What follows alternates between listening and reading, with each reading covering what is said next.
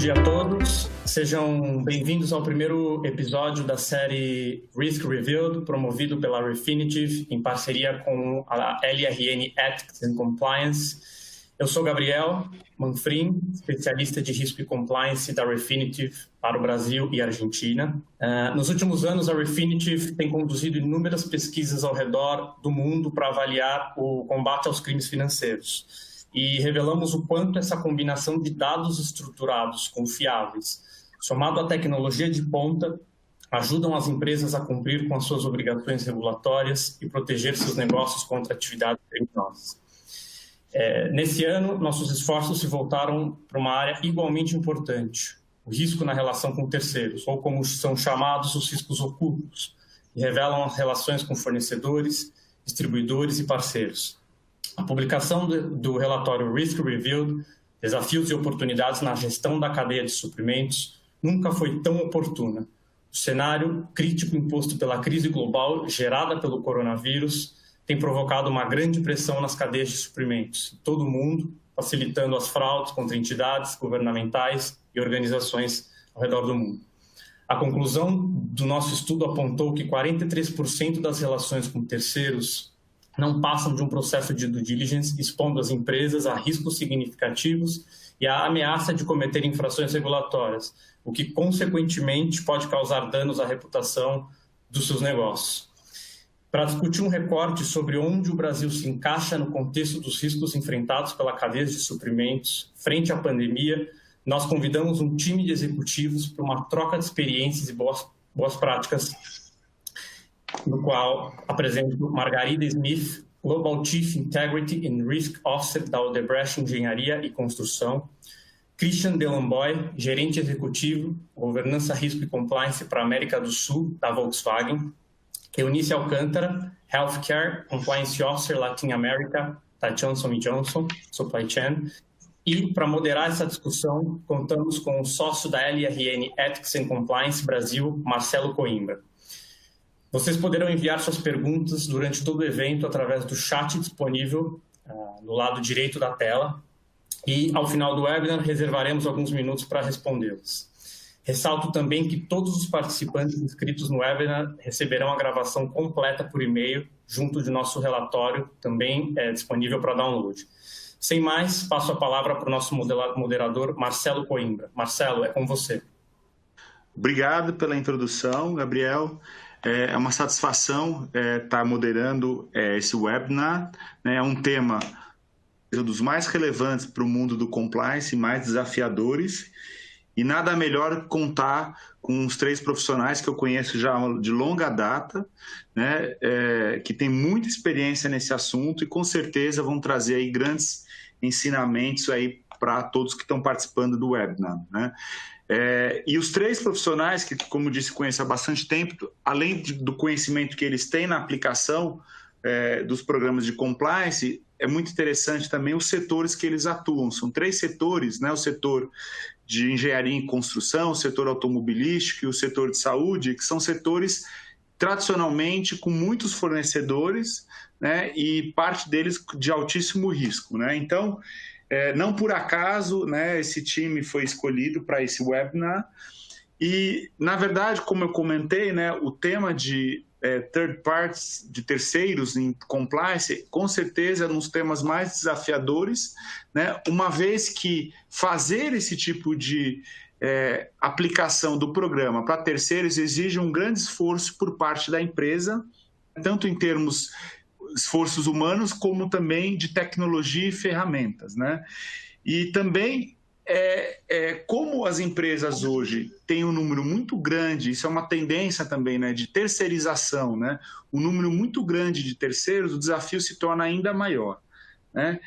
E nessa perspectiva, muito interessante o relatório comentado aí pelo Gabriel da Refinitiv, que trouxe luz aí alguns temas que a gente vem discutindo há muitos anos, e agora com dados para mostrar efetivamente que, apesar de, no mundo do compliance, existir um consenso da importância do due diligence em relação aos terceiros, nem todas as empresas têm levado isso a fundo, né? Aqui nós temos 3 casos de empresas que têm tratado profundamente do tema Então vai ser muito interessante ouvir um pouco a experiência deles. Nesse sentido, eu já passo aí para a Margarida, né? Desculpa, para a Eunice, que a gente organizou assim, a Eunice vai começar, para a Eunice fazer então a sua apresentação, né? A gente reservou aí 15 minutos para cada um dos debatedores e depois, ao final, as perguntas. Então, já passo para a Eunice agradecendo mais uma vez que ela aceitou o convite. Nós aí conhecemos há muitos anos, sei que a Eunice está muito envolvida com o tema, mas muitos anos, né, Eunice? Então, passo a você a palavra e, mais uma vez, obrigado. E é verdade, agradeço a todos, a Marcelo, a DRLN e a Refinitiv pela oportunidade de estar aqui falando com vocês. Na verdade, vou compartilhar um pouco da minha experiência, mas acho que o mais importante é que a gente aprende com cada um de vocês, então as perguntas e realmente compartilhar experiências é o que é o mais importante.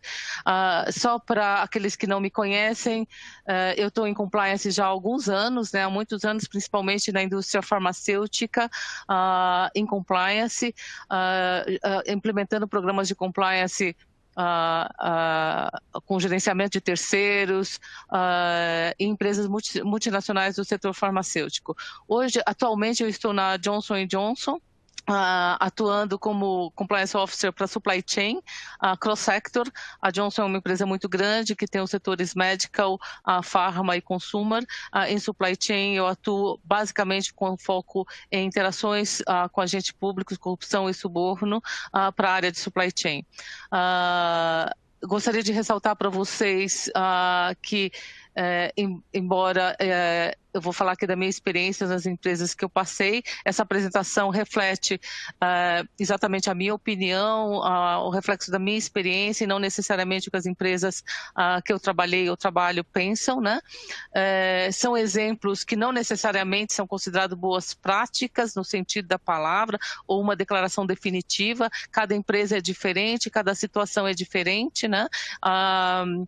E cada empresa pode ter situações ou soluções igualmente válidas para a mesma posição. Então, efetivamente, é mais compartilhar a minha experiência com vocês sobre esses pontos no setor da saúde. Ok? Então, falando dos riscos no setor da saúde, acho que eu tenho que desligar a câmera para vocês verem melhor a apresentação, né? Falando dos riscos, a gente basicamente, no setor da saúde, tem diversos riscos, né? Mas a gente está falando basicamente de corrupção e suborno, nas interações com profissionais da saúde, nas práticas promocionais, nas interações com pacientes e associações de pacientes, nas doações e outras contribuições, na política de descontos, nas práticas comerciais, né? Questões de conflitos de interesses. Então, são todos riscos que, isoladamente, a gente está falando de questão de privacidade, de questões de suborno ou corrupção, ou de práticas concorrenciais, que são riscos associados nesse gerenciamento de terceiros, né? E quando a gente está falando de terceiros, normalmente os terceiros que a gente mais trabalha são os distribuidores, e aqui eu estou falando de distribuidores da área comercial, né? Principalmente, os operadores logísticos que a gente vê efetivamente onde tem um grande risco, principalmente nesse momento que a gente está vivendo com Covid, uma pressão para as entregas, as clínicas e os hospitais, os profissionais de saúde, as consultorias e despachantes.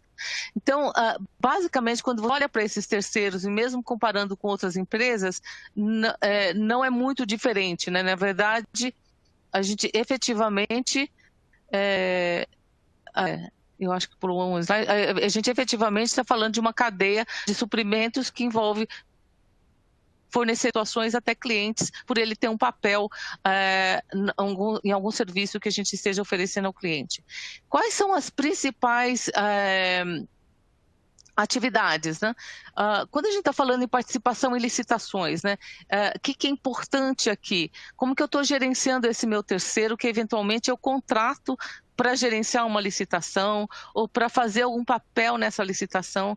E então, para nós, de maneira geral, como que eu estou envolvido e eu estou trabalhando com esse terceiro para que ele tenha não somente o treinamento adequado, mas que ele esteja nas suas ações com outros em meu nome, efetivamente seguindo os valores, a transparência e a integridade que eu quero naquele processo. né? Na obtenção de licenças, em supply chain, nós temos muitos terceiros que, para obtenção de licença, seja para um armazém de um distribuidor, ou mesmo uma outra área, uma construção que você esteja fazendo na planta, uma nova planta, ou então até licenças para obtenção de aprovações do bombeiro. Então, como que a gente está trabalhando com esses terceiros? Porque a gente sabe que essa é uma área bastante de alto risco, e que eu não esteja somente fazendo due diligence para ver o ambiente de controle daquele terceiro, mas como acho que, não lembro se foi o Guilherme ou o Marcelo que falou, como que a gente está gerenciando esse terceiro, além do due diligence, que eventualmente, na maioria das vezes, é feito em determinados períodos, né? Eu faço periodicamente. A contratação de agentes públicos ou ex-agentes públicos, o que eu estou fazendo para assegurar que aquela contratação, como a gente vê em algumas situações, que eu não estou fazendo uma contratação que é para responder a um favor, né? Ou que depois pode dar uma percepção de que eu esteja contratando para um possível favor lá na frente, né? E que todos os demais terceiros, que na verdade, quando eu estou falando aqui, a gente está falando basicamente de terceiros, mas toda essa operação. Pesquisa clínica também é uma área que é considerada de bastante risco, porque eu contrato não somente os profissionais de saúde que vão ser os coordenadores de uma determinada pesquisa, mas contrato vários terceiros que vão conduzir aquela pesquisa. E como eu seleciono esses profissionais, né? Como que eu efetivamente, dentro do mercado da saúde, não estou contratando alguém que, embora tenha toda a técnica, a qualidade, mas que eu asseguro que o critério de seleção é em função dessa necessidade, dessa qualidade, e não porque uma indicação baseada em vendas que possa parecer uma transferência indevida de valor para obter algum favor, né? Porque, ao final das contas, dentro do mercado da saúde, o profissional de saúde é considerado e é tratado, na maioria das vezes, como um agente público em função da saúde ser uma concessão do Estado, né? E serviços oferecidos aos clientes, eu acho que cada vez mais há uma necessidade e uma mudança na dinâmica de mercado do que eu posso trazer de serviço ao cliente como um serviço agregado. Enquanto esse serviço é parte do produto que eu estou vendendo, a gente não tem um alto risco, mas quando a gente tem algum serviço que eu estou oferecendo que possa ser percebido também como algo que é um custo operacional daquele cliente, ou que, na verdade, não está diretamente associado ao valor do produto oferecido, eu tenho um risco adicional e que pode ser percebido como uma transferência indevida de valor para os profissionais da área da saúde, ou para algum agente público, ou uma instituição da saúde que é considerada uma instituição pública. Então, todos esses são riscos, terceiros que são envolvidos e principais atividades que, além de fazer o due diligence com o questionário, com as entrevistas, com os screenings, treinamentos e certificações, eu entendo que as empresas têm que ter um outro olhar no seguinte, de como que eu mantenho essa avaliação constante e olho para os processos e controles que eu tenho na gestão desse terceiro para assegurar que ela está sendo feita de forma adequada e que eu tenho um monitoramento adequado desse processo, né? Quando a gente olha, além da questão dos programas de compliance e as empresas terem o seu posicionamento com relação à integridade, transparência e o que eu quero refletir, o que eu preciso refletir na minha relação com terceiros, nós também fazemos o programa de gerenciamento de terceiros, porque tem várias recomendações das instituições com as quais a gente está submetido de alguma forma.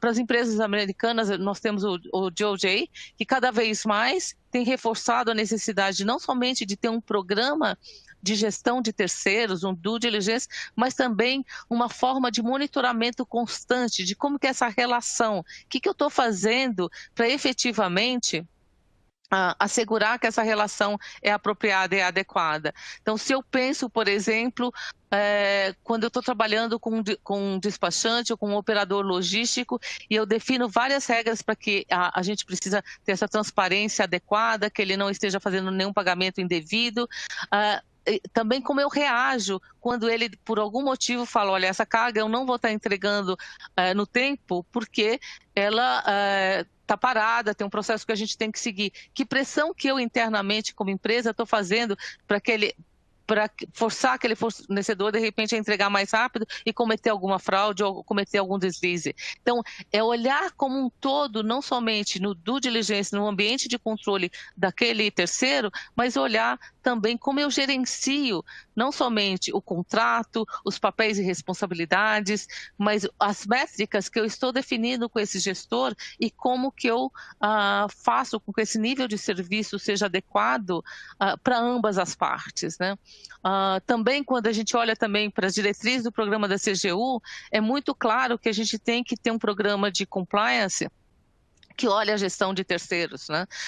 E alguns pontos que a própria CGU coloca no gerenciamento de terceiros é a parte de licitações. Então, como que eu estou contratando os meus terceiros para licitações? Que serviços que eu estou colocando? E a própria lei anticorrupção e os parâmetros de avaliação que colocam muito claramente quais são os procedimentos específicos, né, que eu tenho para efetivamente prevenir alguma fraude, algum ilícito. Então, eu sei que muitos de vocês têm, inclusive, experiência no gerenciamento de terceiros, mas qual que é a mensagem principal que eu coloco aqui, né? Realmente, a gente tem um programa de compliance, um programa de gestão de terceiros, onde eu possa estar fazendo uma análise dos dados desse terceiro, do seu ambiente de integridade, seu ambiente de compliance, e seu histórico, como que ele tem reagido a diversos temas que são tratados na hora que eu faço um due diligence para ver o ambiente de integridade desse terceiro, mas também como que eu automatizo ou busco mais informações com os dados da empresa, para eu efetivamente fazer uma gestão, né, desse terceiro. E aí, ao mesmo tempo que isso é uma oportunidade, também a gente tem um desafio. E o desafio, na verdade, é como que eu trabalho esses planos de mitigação? Qual é o meu nível de risco que a empresa aceita dentro de um plano de integridade, né? Como que eu vou eliminar riscos, porque em algumas situações, efetivamente, eu vou ter que eliminar aquele risco e eventualmente, não trabalhar com aquele fornecedor. E pensando em supply chain, às vezes o plano de substituição, ele tem vários impactos e riscos em toda a cadeia de suprimento, em toda a cadeia de produção, né? E esse envolvimento, esse monitoramento contínuo, né? Porque hoje em dia, muitas das vezes, claro que o gerente e o gestor do negócio é o responsável por esse acompanhamento, mas como compliance, como responsável pela gestão do terceiro, eu tenho um monitoramento contínuo dos riscos envolvidos com esse terceiro, ou então dos processos e controles estabelecidos dentro da empresa em função dos planos de mitigação para aquela situação estão sendo acompanhados, né? E algumas outras coisas, alguns outros pontos que eu coloco aqui que são mais comuns, como as cláusulas contratuais, não somente de auditorias, de papéis e responsabilidades, como eu efetivamente estou fazendo acontecer e monitoro isso. E um outro ponto que eu ressalto sempre é as cláusulas de sucesso, que não somente dentro da cadeia de suprimentos, na gestão dos terceiros, mas nos processos de procurement, nos processos de contratação, eu asseguro que as cláusulas de sucesso são adequadas para evitar qualquer oportunidade ou uma imagem indevida, uma percepção indevida com relação a potencial atos de corrupção ou suborno. Então, é isso que eu trago para vocês como pontos principais. Para mim, é muito importante que a gente cuide dos pequenos detalhes, né? Essa é uma frase que eu trago aqui para vocês, porque se a gente não olhar os detalhes, né, a gente vai ter problemas nas coisas grandes, e os detalhes que vão fazer a diferença na efetividade, na eficácia dos programas que a gente tem. As referências estão todas aí para vocês, estou à disposição, aqui tem meu LinkedIn, e vou passar a palavra aí para o Marcelo, para o próximo palestrante. Muito obrigado, Eunice, muito interessante, como a gente já imaginava, claro. Mas antes de passar para frente, a gente tem ainda mais uns 3 ou 4 minutos, eu queria só te fazer uma pergunta, né? Claro. Como que você tem tratado a questão de treinamento em relação aos terceiros, né? A LRN tem uma visão de que é fundamental num programa de compliance que se fortaleça a cultura ética da organização, né? Mas em relação ao terceiro, né, como tratar a questão de fortalecimento da cultura ética numa perspectiva do terceiro, né? Ou seja, uma das ferramentas é a questão do treinamento, né? E comunicação como ferramenta de fortalecimento de cultura ética, né? Vocês têm, de alguma forma, estendido a questão dos treinamentos e feito algum tipo de campanha de comunicação que atinja também terceiros? Ou a parte de treinamento e comunicação é apenas para os colaboradores da empresa? Não, é muito importante, Marcelo, o treinamento é importante porque é a forma de comunicação e de passar, eu diria que é mais do que treinamento, é a comunicação mesmo, de quais são os valores que a gente quer que o terceiro esteja trabalhando, para ficar claro que eu não quero que ele faça determinadas ações. E falando na saúde, até pequenas coisas do tipo brindes, que hoje em dia já é algo superado, mas como que a gente quer que ele trabalhe com isso? Então, não somente tem treinamento no momento do due diligence, antes da contratação do terceiro, mas a gente também tem treinamentos periódicos que têm que ser revisados e em algumas situações, dependendo da categoria de risco, né? Aí eu falando mais, por exemplo, na cadeia de suprimentos, trabalhando com operadores logísticos, onde a gente entende que tem um risco maior em função de despachantes, freight forwarders e outras situações, né? A gente faz especificamente individuais com aquela empresa, né? O treinamento daquilo que a gente entende que é importante que ele saiba os nossos valores e que a gente não só gostaria, né, ele tem um compromisso até através de contrato, que ele treine os seus funcionários na anticorrupção. Claro que a gente não quer interferir no modo que aquela empresa trabalha, né, a gente toma todo esse cuidado, mas os pontos relacionados a como eles representam a empresa, é importante que ele repasse o treinamento, comprove aquela campanha e nos demonstre esses treinamentos e essas comunicações. Isso, claro, não são para todos, né? Essa é individual, mas para os que são de mais alto risco. E para todos a gente efetivamente faz um treinamento anual que faz parte do processo de due diligence. Não, ótimo, obrigado, Eunice. Depois a gente vai ter, talvez, no final, nas perguntas, mais oportunidade de debater. Então, eu vou passar agora para a Margarida, que também, com certeza, vai contribuir bastante, considerando aí a experiência dela ao longo de muitos anos no compliance e também, especialmente, a experiência específica da OEC, né? Bom dia a todos, obrigada pelo convite. A ideia aqui é acrescentar ao que a minha colega Eunice já acabou de comentar. Acho que os programas, em termos de pilares, em geral, são muito parecidos, os pilares principais. Então, vou dividir com vocês um pouco do que é a experiência específica do mercado de infraestrutura. Um dos grandes desafios desse mercado é que não há muita regulamentação em termos de compliance, controles internos, melhores práticas. E eu vim do mercado financeiro, 22 anos de mercado financeiro, um mercado muito regulado, assim como é o farmacêutico, e o grande desafio era replicar um programa que tivesse um framework similar ao de mercado financeiro, atendendo as melhores práticas internacionais, numa companhia de engenharia e construção dedicada principalmente à infraestrutura. Dos grandes desafios do nosso programa, o que a gente enfrenta no nosso ambiente tem a ver com percepção, né? Acho que é o grande desafio que a nossa companhia enfrenta, porque os fornecedores e a relação com fornecedores esteve no coração da geração de caixa 2, que alimentou todo o wrongdoing que foi desvendado aí pela Lava Jato.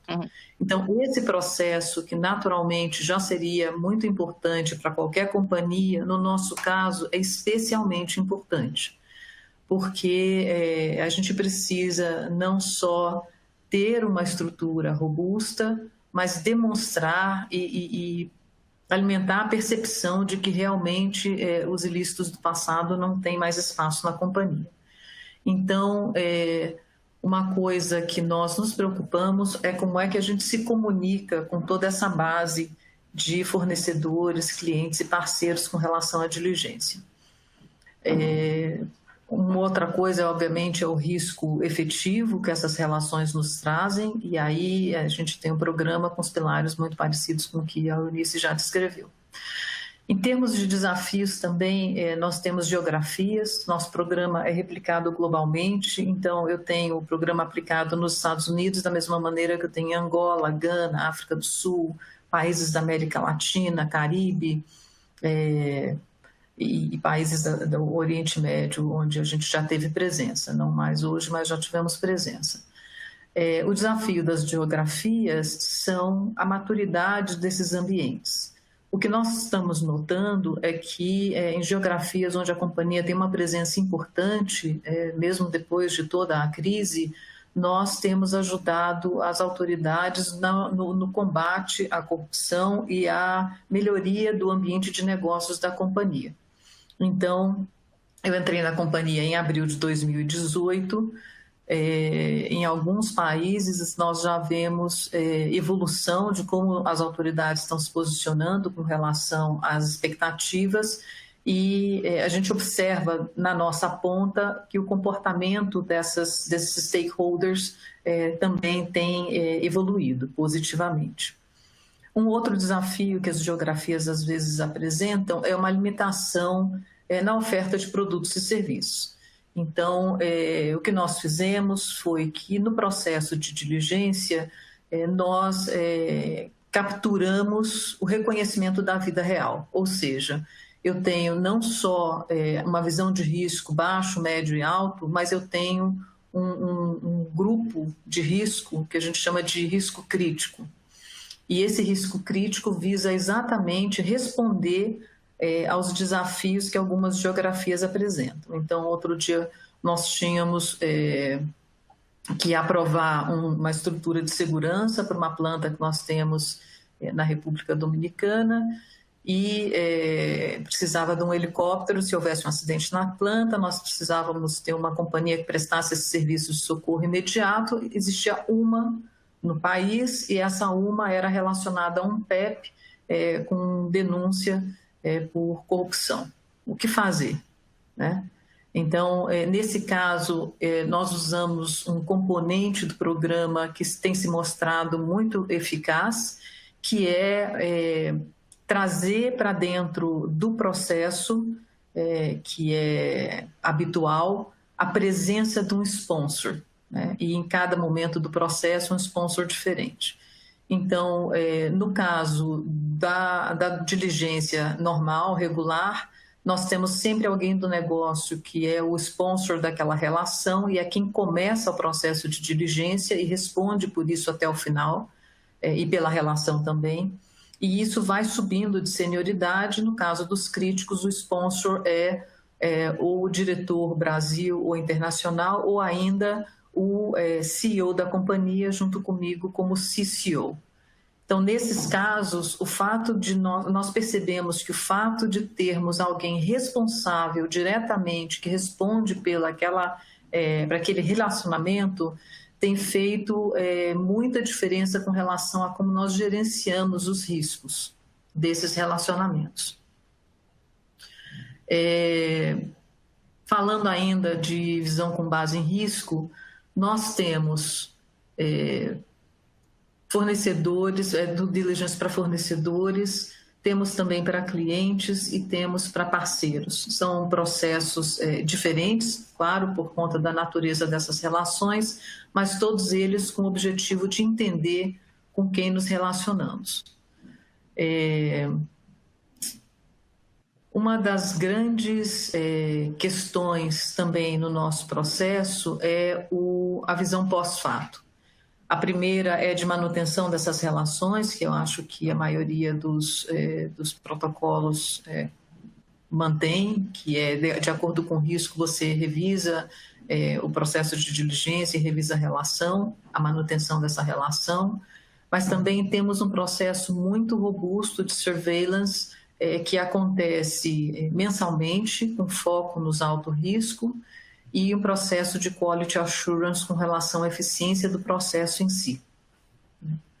Uma outra coisa que é interessante dividir é que Nós escalamos tudo isso nas diversas perspectivas, então tudo que é encontrado de melhoria de processo e de breaches, isso é escalado para o negócio, mas também é escalado para o Comitê de Compliance e Auditoria e para o Conselho, para uma visão mais estratégica de como os riscos se comportam. A gente, nesse momento, está finalizando a estruturação de uma área de controles internos que transmutou para uma área de gestão integrada de riscos, e essa área está nos trazendo uma fotografia mais consolidada do ambiente de riscos da companhia. Nós também usamos, para analisar risco, claro, além do valor financeiro e dos riscos que são trazidos pelas verificações em WorldCheck e, no caso dos mais altos riscos, Kreller, mas usamos questões conceituais, como, por exemplo, negócios que são cash intensive, interação com agentes públicos e se tem uma perspectiva de urgência, tudo isso é considerado como um incremento de risco. Uma outra coisa que nós temos feito, e aí falando um pouco de influência do ambiente, nós temos usado esse processo de diligência para influenciar nossos fornecedores a manter um ambiente de controles mais ordenado e a levantar a barra com relação às questões de combate à corrupção, gestão de risco, compliance, integridade. Nós temos um código de conduta de fornecedores, e ele é parte integrante do contrato. Temos nos formulários de diligência já a linguagem que nos permite endereçar as questões de combate à corrupção, de privacidade de dados, e isso tem se provado interessante porque nós vemos que muitas vezes existe o desejo dos fornecedores de ter um ambiente mais ordenado nessa perspectiva, mas às vezes as ferramentas ou os conceitos não são tão claros. Nós temos usado o processo de diligência para alimentar essa demanda. Uma coisa que nós começamos a fazer no começo do ano passado, não temos um processo de treinamento super robusto, adoraríamos ter, é uma coisa em que a gente está trabalhando agora, mas uma coisa que nós começamos a fazer é que nós melhoramos a comunicação dos conceitos de uma maneira mais ampla com o público externo e especialmente os fornecedores têm valorizado isso. Então, por exemplo, a nossa linha de ética, começamos a comunicar através de LinkedIn, através do Twitter, do Facebook, usando os canais da OSC e às vezes os meus próprios, mas especialmente as comunicações que a gente faz internamente são replicadas nesses canais e nós vimos um incremento material dos reportes na linha de ética com suspeitas de fraude ou harassment. Foi uma experiência muito interessante e ficou claro para nós que não estava claro para o público externo que esses canais eram abertos. Eles, aparentemente, a percepção era que era apenas para uso interno. Uma outra coisa que mais recentemente nós implementamos foi um processo de fast track na aprovação das diligências. E esse processo de fast track em resposta ao combate à pandemia. Também nesse processo de fast track, nós utilizamos... Eu vou até passar aqui, porque...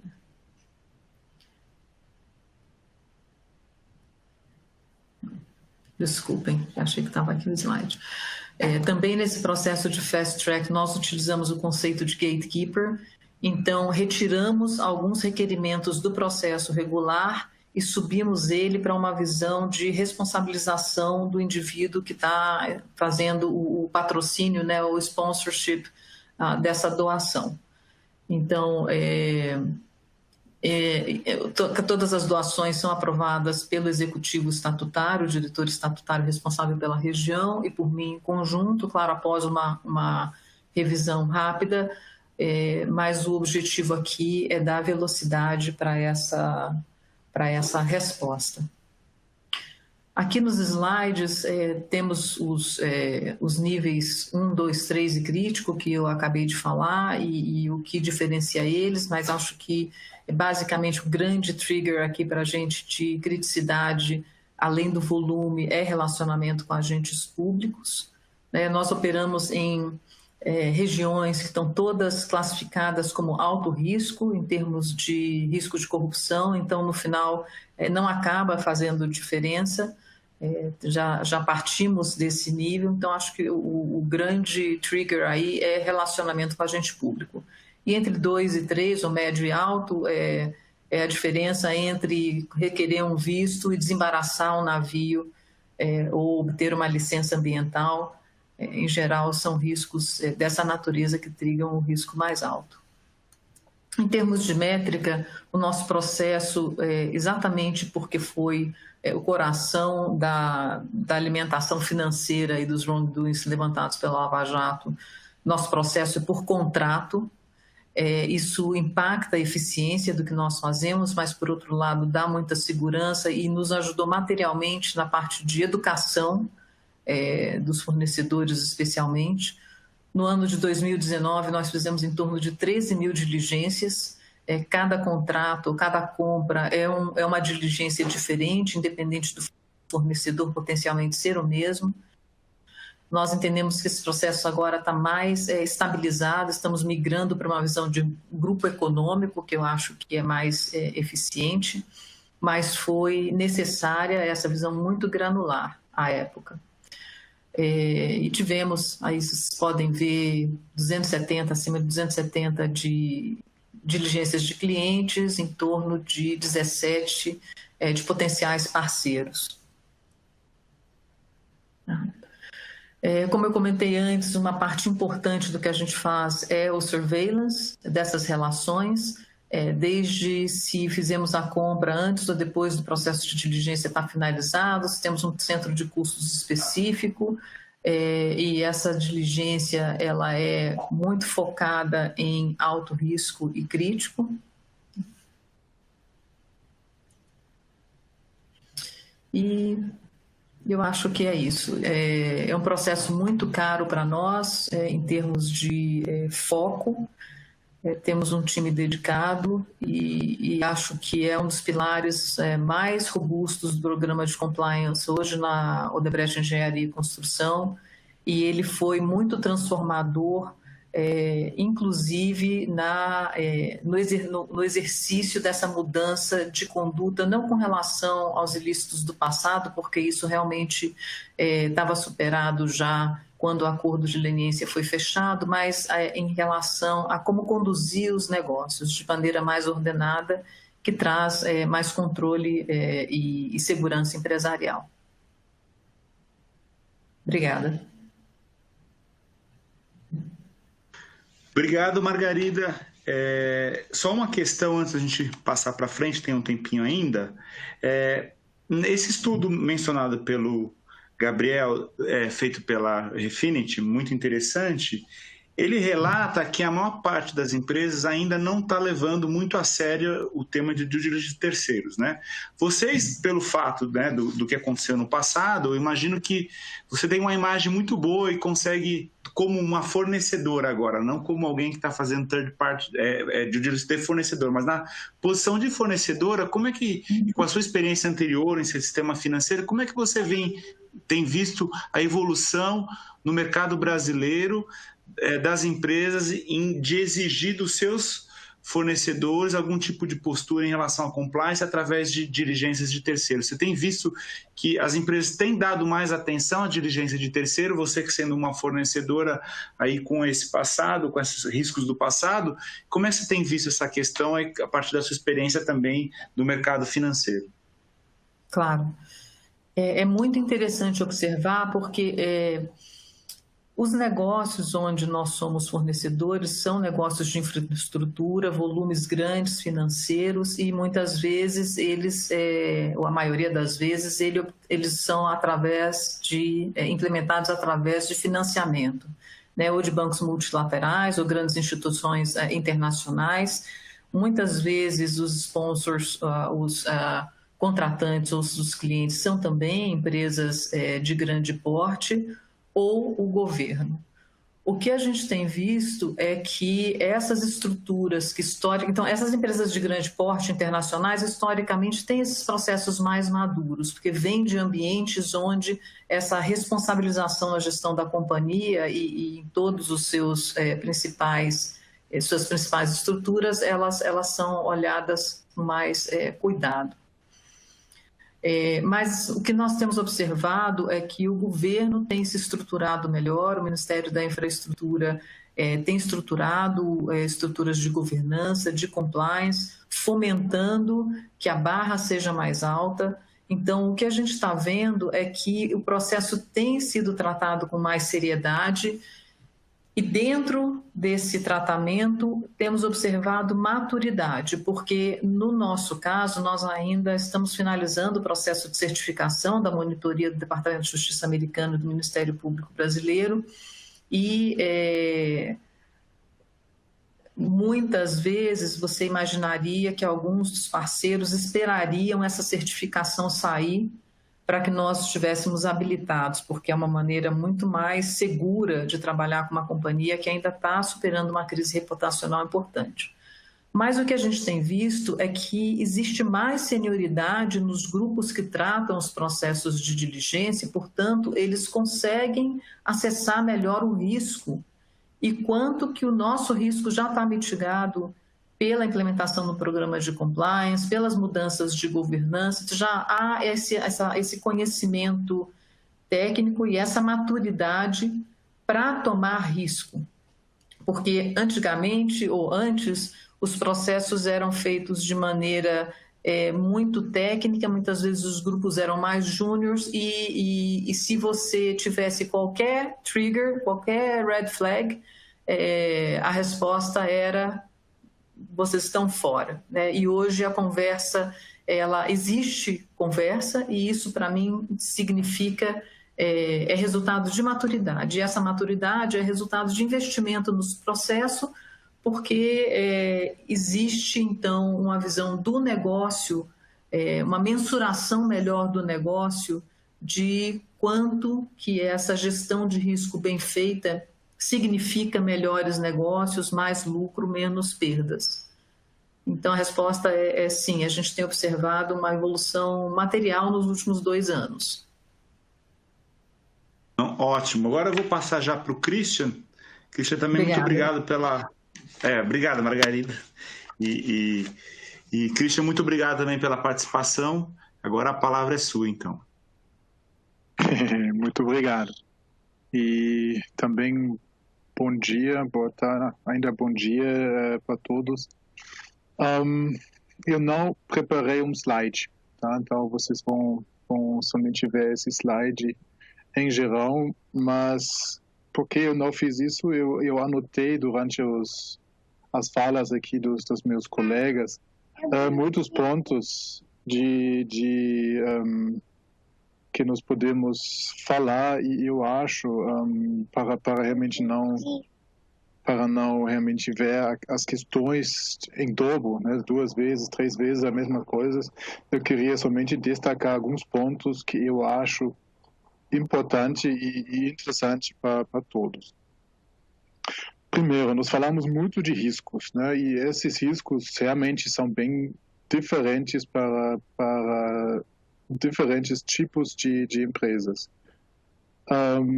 Acho que o maior risco, falando de terceiros, sempre é a reputação, né? Mas a reputação, certamente para uma empresa grande, multinacional, que sempre está no alvo das mídias, né, é bem maior. Então, se o Johnson & Johnson, Odebrecht ou Volkswagen tem algum problema com algum fornecedor, e pode ser um sub-fornecedor, vocês podem ter certeza que isso vai ser levado à imprensa, as mídias vão falar sobre isso. Eu me lembro de um caso, realmente, sabe, nem foi um fornecedor da Volkswagen, mas do banco Volkswagen, anos atrás, que foi uma coisa bem pequena, mas nas mídias foi: a Volkswagen tem um fornecedor estranho. com processo, etc. Então, nem sempre está a verdade o que está dentro das mídias, mas certamente vai ter um impacto grande na reputação da empresa. Então, cuidar os terceiros é cuidar a sua reputação da empresa. Os riscos legais, eu acho que também é claro para todo mundo. Mas não somente falando de riscos, né, acho que também vamos falar do bem, né, e dos pontos positivos. Muitas pessoas nem sabem, nem conhecem, mas existe desde alguns meses, anos, uma lei de estímulo à conformidade tributária, também conhecido como Nós Conformes. Marcelo deve saber como grande conhecimento de impostos e taxas, mas então muitas pessoas não conhecem esse programa e essa lei. Essa lei estimula dessa forma que você vai ter benefícios como empresa com uma melhor rating pelo Ministério da Fazenda de São Paulo. Dependendo disso, então, sabe, vai ter levado em conta como você paga impostos, como você trata os certificados que você precisa ter, etc. Vários pontos. O que também é levado em conta é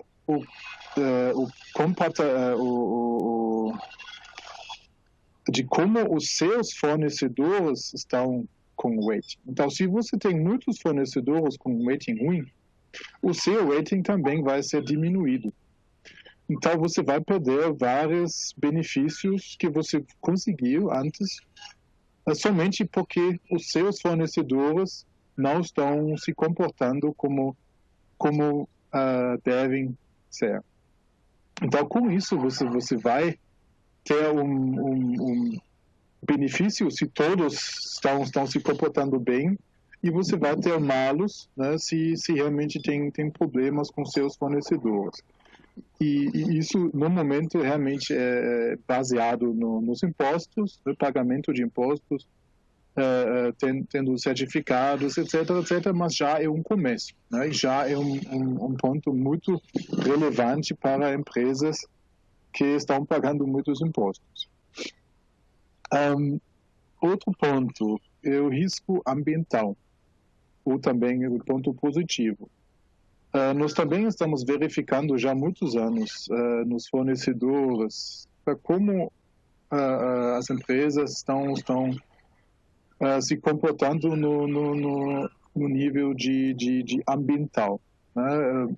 Nós temos um grande escândalo dentro da Volkswagen, todo mundo sabe, né? Mas esse é um outro ponto, né? E também já fizemos isso antes para atender a ISO de ambiental. Então, toda empresa que tem produção vai saber que toda a produção sempre tem um efeito com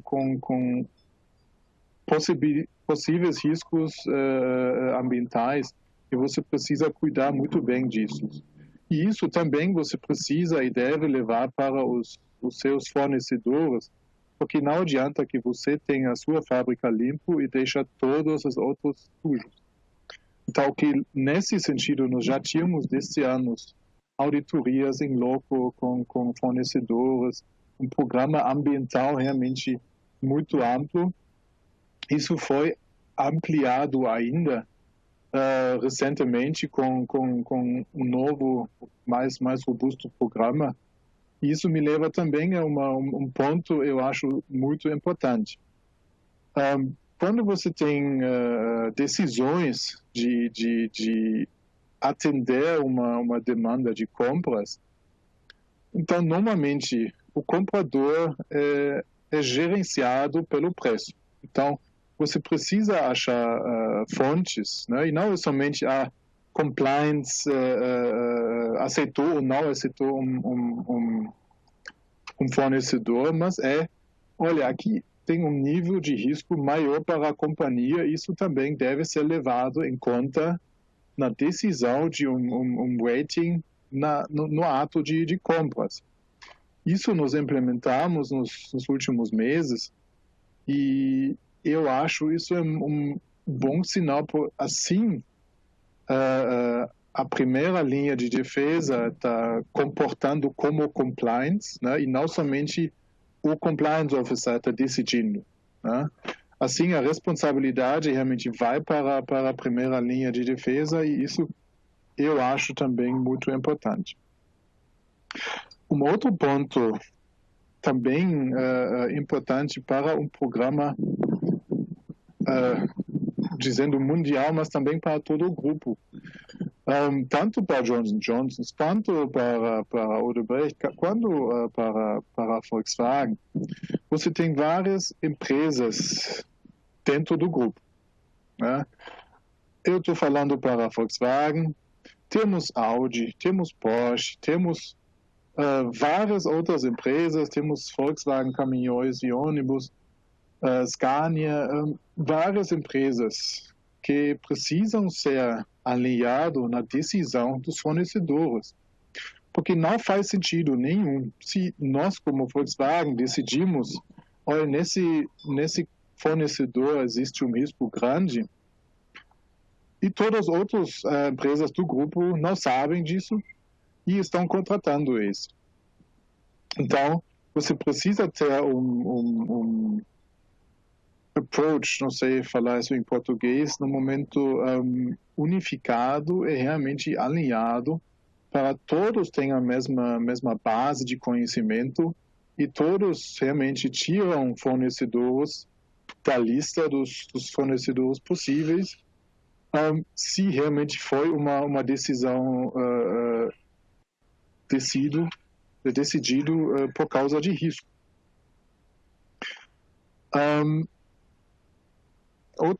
Outro ponto também importante, que eu acho importante e fácil de implementar, sabe? Pensando agora e entrando numa segunda fase da fala aqui, porque é sempre bonito falar de empresas muito grandes que têm essa necessidade, né, por causa dos riscos maiores que nós temos. Mas eu acho também empresas menores que não conseguem investir tanto dinheiro, tanto força no sentido de implementar esses processos, podem fazer muita coisa e sem gastar nenhum real. Tá? Eu trouxe aqui dois exemplos que nós, inclusive, também tínhamos implementado já há muito tempo, e nós implementamos recentemente, na verdade. Vamos começar com esse que nós implementamos recentemente. Se nós falamos de reputação, nós também precisamos falar aonde a marca está exposta. Se vocês contratam, por exemplo, vocês falam com a área de marketing de vocês. Se vocês contratam marketing digital, normalmente o que acontece, vocês fazem um outsourcing para uma agência e essa agência vai contratar um Google, um Facebook, sei lá, outras empresas que vão colocar a sua marca em posts, em sites, em qualquer lugar.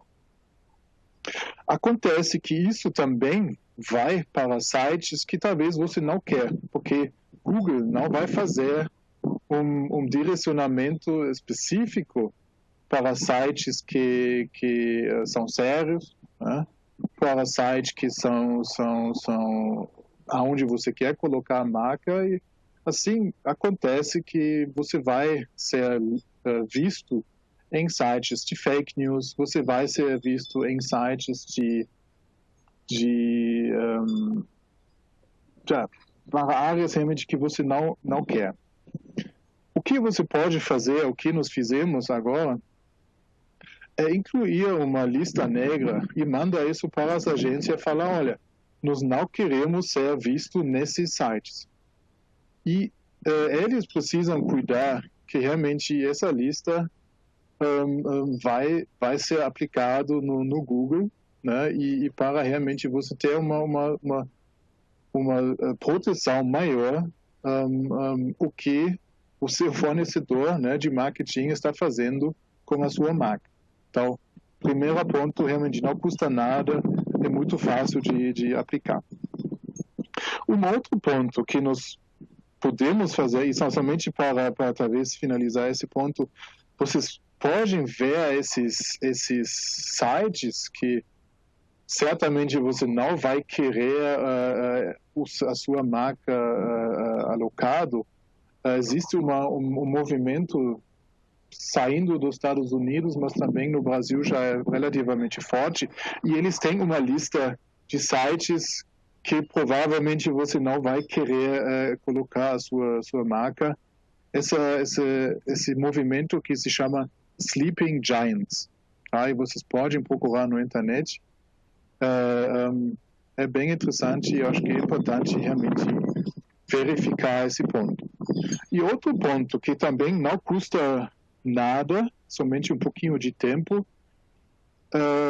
e nesse sentido, sabe, muitas vezes estamos falando mal do Brasil, mas realmente, sabe, eu como alemão posso falar isso, o Brasil não é tão ruim como todo mundo acha.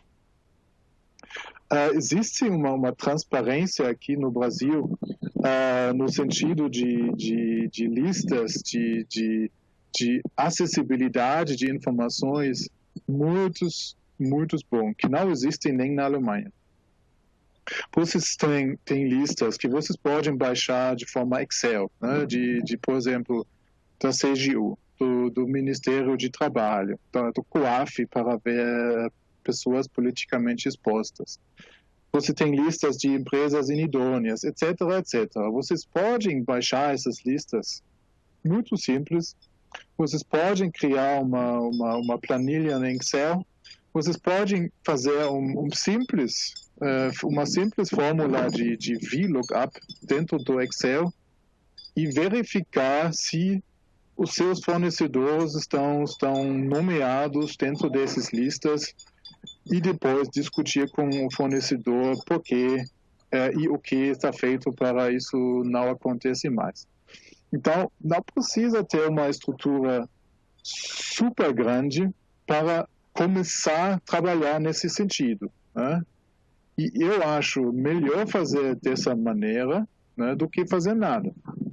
E nós temos todas as ferramentas de forma simples e gratuita, então eu não vejo impeditivo para não fazer isso. E com isso eu também queria encerrar a minha fala e vou voltar para Marcelo. Obrigado, Christian.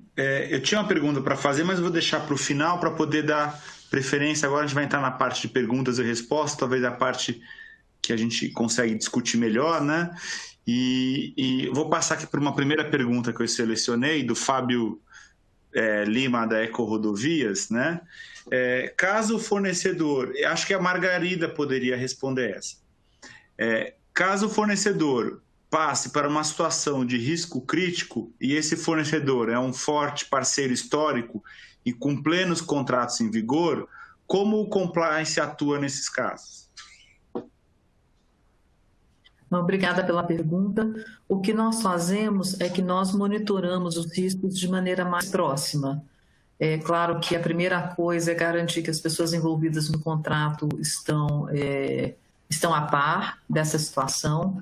Criar uma linha de comunicação com esse fornecedor é muito importante. Nós não vamos atirar a primeira pedra, né? Queremos ser tratados como tratamos os nossos fornecedores. Acho que é crucial que a gente tenha uma linha de comunicação aberta. Claro que no final, se for necessário exercer o contrato, nós exerceríamos, mas a ideia é sempre buscar uma solução. Acho que praticamente todos os fornecedores onde nós tivemos situações mais delicadas tiveram boa vontade. Muitas vezes a gente conseguiu trazer o que foi nossa experiência de acertos e de erros, e acho que comunicação aberta é a chave do negócio. Ninguém quer estar numa posição fragilizada à toa, né? Não, muito interessante. Realmente, nesse ponto, me lembrei um pouco, os próprios bancos multilaterais, quando vão conceder empréstimo, eles analisam faz uma espécie de due diligence para entender, por exemplo, o impacto ambiental de um determinado empresa que está solicitando um empréstimo, por exemplo. Aí eles classificam a empresa e, dependendo da classificação, ao invés de simplesmente não conceder o empréstimo, eles exigem que a empresa adote determinadas práticas contratualmente, né, para que ela migre, né, de uma posição de um certo risco para uma posição de menor risco. Então, acho que também existe esse papel de dialogar com o fornecedor e entender a situação dele. E, às vezes, é claro, se ele está numa situação de altíssimo risco, eventualmente vai ter que romper o contrato. Mas, dependendo da situação, ao invés de romper o contrato, exigir que ele adote, né, novas posturas, implemente novas ferramentas, aí também como um papel da empresa de fazer com que a régua eleve de como um todo no mercado, e esse papel dela de exigir um pouco que as coisas evoluem, não simplesmente falar, olha, não trabalhar apenas no cenário binário, ou é compliance ou não é compliance, né? Tem muita gente que está no metade do caminho, que precisa de um empurrãozinho, vamos dizer assim, dos grandes clientes para que evolua em termos de compliance. Então, acho que interessante essa sua posição nesse sentido. E Marcelo, vou passar então para... desculpa. Só para completar, pode seguir. acho que uma coisa importante que a gente tem como compromisso é apoiar na evolução do ambiente onde nós atuamos. O Brasil está sobre o crivo, né, ou sofreu a pressão aí da Lava Jato, as coisas evoluíram muito rápido, mas em outros ambientes não é o caso. Então, nós usamos o processo de diligência para ajudar na transformação do ambiente, através dos nossos fornecedores. Para dar um exemplo, dessas 13 mil contratos que nós analisamos no ano passado, apenas 2 nós rechaçamos, efetivamente. Os outros todos, nós fizemos isso que você acabou de descrever, Marcelo. O que é necessário e apoiamos nessa transformação, sempre, claro, que o fornecedor nos permite. Obrigada. Muito interessante. Eu vou colocar uma outra questão aqui, a gente não teria como fugir do tema aí do momento Covid, né? E vou direcionar, então, a Eunice, que tem essa experiência no setor farmacêutico e de saúde, né? Uma pergunta da Camila, acho que é TAI SA. Né, Camila Martins. Durante o período de Covid, como tratar, de acordo com as melhores práticas de compliance, os pleitos e solicitações complementares às emergenciais realizadas pelos terceiros? Acho que é no sentido de que, né, eu imagino que as empresas de saúde agora estão sendo muito solicitadas em relação a doações e tal. Como tratar esse tema? Ok, obrigada pela pergunta. Eu acho que, efetivamente, acho que a primeira mensagem que eu sempre passo e que eu acho que a gente tem que ter em mente é que a lei é a lei, né, antes e depois da Covid. Claro que algumas vão ser um pouco diferentes, a gente vai ter um novo ambiente, mas a gente tem esse compromisso com a integridade e com o cumprimento da lei. Então, eu acho que tem que ter toda a flexibilidade no sentido, e essa é a abordagem que a gente tem utilizado também, no sentido de flexibilizar alguns processos para que ele seja mais rápido, mas não com o princípio e com o que se propõe aquele processo ou aquela regra. E te dou alguns exemplos, né? Doações é algo, acho que todas as empresas de diversos setores estão fazendo. É um motivo nobre, sem dúvida nenhuma, mas a gente não pode ficar sem due diligence, ok? Você vai fazer mais rápido, mas não vai comprometer a qualidade. Haja visto que, assim, um exemplo claro que a gente vê aí são os respiradores, e quantas solicitações de doações vocês podem ter recebido, ou a gente recebe, para alguma instituição que, de repente, vai dar um respirador. Então, muito cuidado, é muito importante, temos que atuar, mas não vamos nos comprometer, né? E acho que esse é um ponto importante. Outros exemplos que eu também tenho, principalmente na cadeia logística, é que com esse momento que a gente está vivendo, alguns fornecedores estão passando por dificuldades financeiras. E até que ponto a gente pode fazer uma mudança na regra financeira, ou adiantar alguma coisa, ou fazer algo diferente. Então, a gente até tem tido solicitação nessa linha, mas a gente não temos mudado. A gente está buscando outras saídas, né? Outras formas, porque, de maneira geral, algumas regras a gente quer assegurar que a gente não está colocando um risco adicional ao mudar uma forma de pagamento ou fazer adiantamentos que, de repente, poderiam comprometer, por exemplo, a liberação de uma carga nossa ou alguma coisa desse tipo, ou dar oportunidade para uma ação diferente. Então, a regra geral é, sim, é um tempo diferente, temos que cuidar, temos que ter atenção, temos que ser rápidos, temos que ter compaixão, entender a pressão que a gente vive no momento, mas lembrar que a gente está trabalhando agora e nós vamos ser julgados e analisados pelo que a gente fez hoje daqui a pouco tempo. Né? Então, a lei continua sendo a lei e a mensagem muito grande junto com todos os stakeholders, a liderança, para que eles, como líderes, passem essa mensagem. Compliance, integridade, valores, princípios, né? Em tudo aquilo que a gente faz e aquilo que a gente pede para os nossos terceiros. Espero ter obrigado, Eunice. Não, com certeza, muito bom.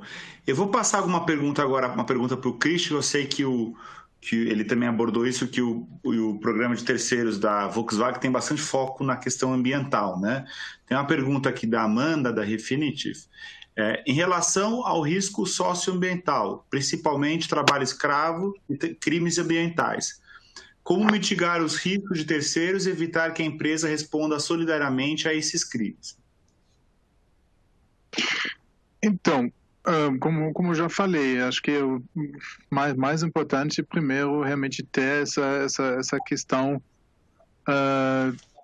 dentro de um programa realmente sólido. Então, no nosso caso, nós temos um departamento ambiental que realmente está cuidando disso já há muito tempo por causa da ISO. Né? Então, isso faz parte da certificação.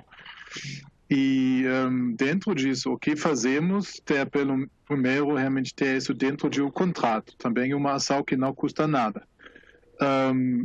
Ter isso dentro de um código de conduta para fornecedores. Né? Nós temos isso adotado, a Eunice e Margarita, eu acho que também falou isso dentro da apresentação, então isso também é importante mostrar para os fornecedores o que é esperado deles. Né? Mas também isso nós fazemos de verdade, né? Quando nós contratamos um fornecedor, por exemplo, da área de produção.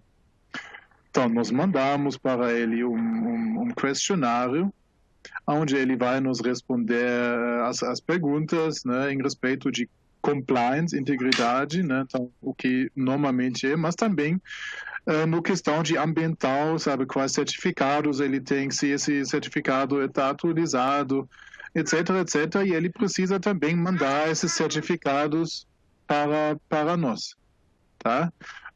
Então, se, sabe, em caso alguma coisa vai acontecer num fornecedor, isso vai ser tratado também. Nós temos um comitê dentro da Volkswagen discutindo tipos de mau comportamento de fornecedores, né? E precisamos decidir lá o que fazemos com esse caso. Porque com todo esse processo, todo esse programa, você pode mostrar que você fez o que está dentro do seu alcance para remediar esse risco. Isso não significa que nada vai acontecer. Certamente não. Mas em caso de alguma coisa acontece, você pode mostrar, você tentou, e tentar realmente ver se por que deu errado. Né? Mas acho que é importante tentar e remediar antes, né? E isso não significa que não vai acontecer nada. Ótimo. Não, agora eu vou fazer uma pergunta, já estamos chegando aí no nosso horário, uma pergunta final, para saber que tipo de ferramenta e ações, aí pode ser qualquer um de vocês para responder. Porque geralmente quando se fala de terceiro, é sempre a partir de uma perspectiva de risco, né? E a LRN tem uma visão de que compliance não é apenas risco e controle, né? Normas, cumprimento de normas que estão e políticas que estão definidas no papel. o compliance é uma dimensão mais importante ligada à ética e à questão da cultura ética, no sentido de que é importante também entender a cultura das organizações a partir dos valores que ela leva em consideração na tomada de decisão. Nessa perspectiva, se vocês têm no programa de vocês, de terceiros, alguma análise, não só quantitativa, ligada a quais fornecedores representam algum tipo de risco maior, né, mas também se tem alguma análise mais qualitativa para verificar quais fornecedores têm uma cultura mais alinhada com a cultura da organização. Não só excluir aqueles que enfrentam grandes riscos, que oferecem riscos, mas, eventualmente, privilegiar aqueles que têm uma cultura ética mais alinhada com a cultura da organização. Se o programa de vocês, de terceiro, tem esse olhar também, né? E se sim, através de que tipo de ferramenta? Se eventualmente no due diligence também tem questões, não só perguntar se a empresa, por exemplo, tem normas e políticas, porque isso é praticamente hoje meio padrão, né? São programas que estão no papel, mas se vocês analisam a cultura da organização, como ela toma decisões, que valores que ela prestigia, e se isso de alguma forma ela tem uma espécie de um cadastro positivo para esses fornecedores, né? Agora, quem quiser responder, fica à vontade, né? Tá bom. Bom, eu vou começar, então. Nós ainda não chegamos lá, Marcelo, é uma ótima pergunta. Acho que, inclusive, o próprio mercado financeiro está ainda começando a caminhar para uma visão de cadastro positivo, mas nós, sim, temos um fórum de discussão, que é o nosso comitê de pipeline, onde novos projetos são discutidos e aprovados. E dentro desse comitê nós discutimos grandes fornecedores, né? Então, parte do risco de com quem a gente se associa também é a nossa experiência passada. Inclusive, nós temos um grid de risco que, dependendo dos gatilhos, ele vai sendo elevado para aprovação. Um deles é se a gente tem experiência prévia com o fornecedor com quem a gente está, com o cliente, né, contratante, também com os fornecedores principais.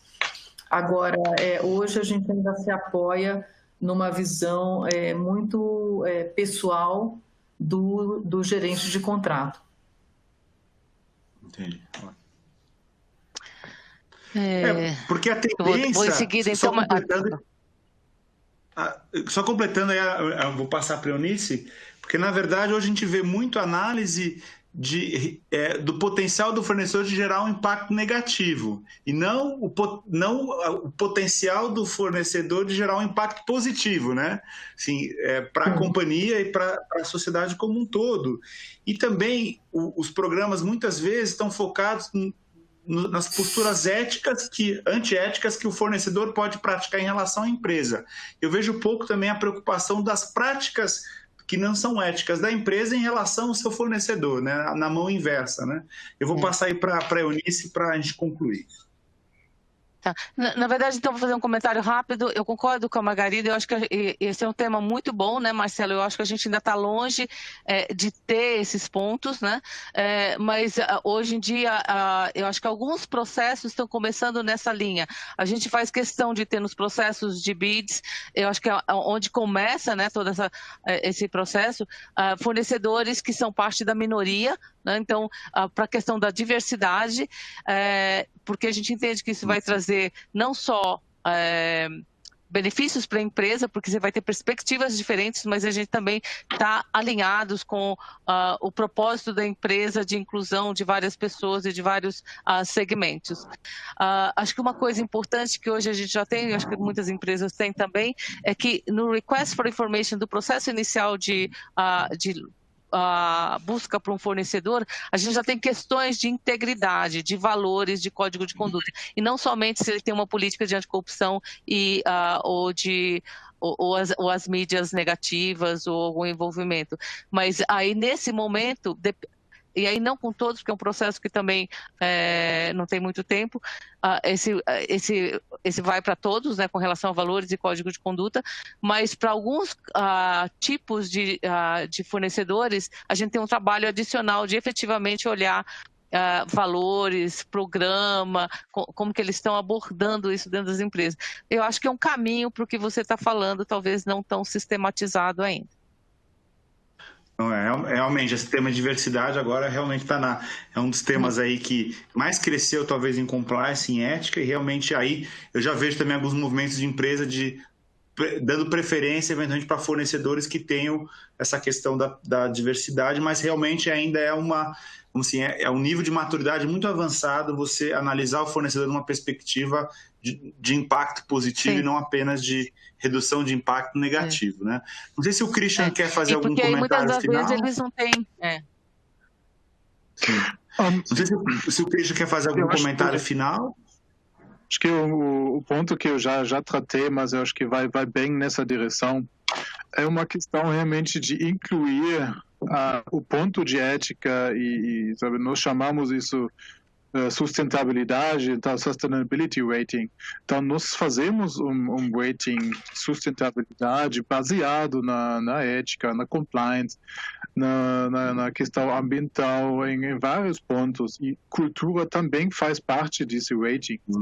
E isso impacta no rating geral de um fornecedor, né? Onde você tem os preços, onde você tem a força financeira, etc, etc. Então, você sim consegue, eu acho, fazer isso dessa maneira, e faz sentido fazer, porque assim também vai ser levado em conta com um dos pontos importantes para a decisão de compra ou não. Não, ótimo, excelente exemplo, Christian, muito bom.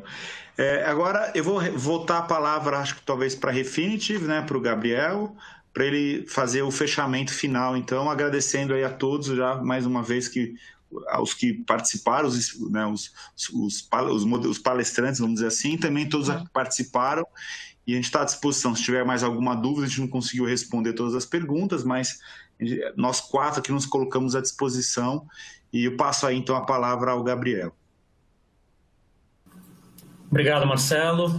Antes de encerrarmos, importante comentar novamente que todos os participantes vão receber essa gravação do webinar e o relatório para download. E se algum questionamento não respondido, nós o faremos por e-mail também. E em nome da Refinitiv, e agradecendo a presença de todos, Christian, Eunice e Margarida, esperamos vê-los em nosso próximo webinar da série Risk Review. Muito obrigado a todos os participantes e até a próxima. Até a próxima. Obrigada. Tchau, obrigado.